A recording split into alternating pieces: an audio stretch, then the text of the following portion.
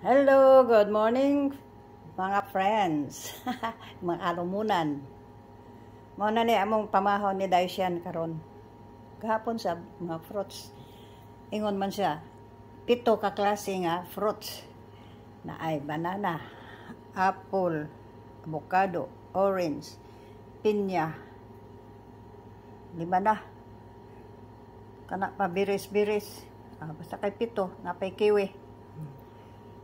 Na siya ingon niya 7 daw ka klase nga fruits mao ipamahaw sa buntag. Di lang na hudton kuto bras mahurot ay salad, salmon, fruit salad o kanang kuan tea nga iyang dala nga tea. Alright, busog man ano iyang dala. Thank you Lord. Abunda ang pamahaw, puros prutas nga pay salad. Saging lang gani isa ka buok busog na. Alright.